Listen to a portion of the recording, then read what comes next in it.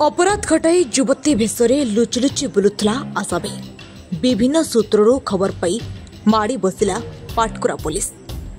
पाटकुरा थाना अंतर्गत मधुसूदनपुर ग्रामर विक्रम दास नामक व्यक्ति निज स्त्री सुभद्रा को गत 25 तारिख में घर टाणी आनी बीच रास्तार माड़ मारिथिला।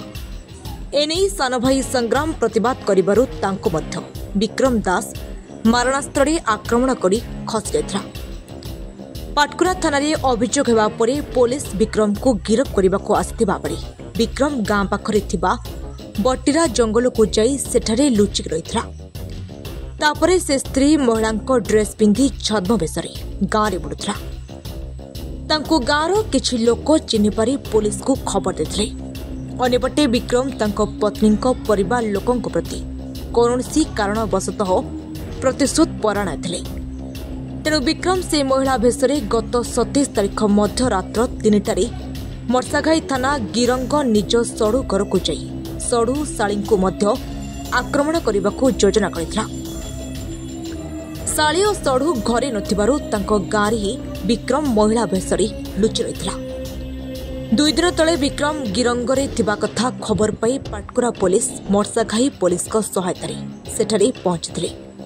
हेले सेठारु विक्रम खसी जिबाको उद्यम करी एक बाइक चालकों को लिफ्ट मागी केनाल ब्रिज दे पारादीप रोड को जाउथवा बड़ी उभय पाटकुरा मर्साघाई थाना पुलिस 2 विपरीत दिगरु आसी विक्रम को माड़ी बसथिले।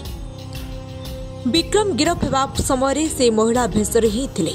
पूर्वरु मध्य अभियुक्त विक्रम दास नामरे विभिन्न संगीन मकदमा रहिथिला। आज डाक्तरी माइना हेबा परे पाटकुरा पुलिस विक्रम दास को कोर्चारणा करिसेंती एनी सूचना देछंती पाटकुरा पुलिस। कहा को मारथिले आपण कहा को मारथिले कहा को मारथिले मार देइथिले लुचि की थिले केते दिन लुचि की थिले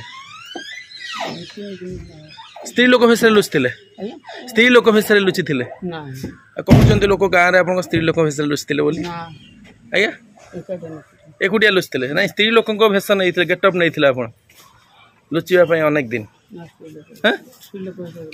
कौन नहीं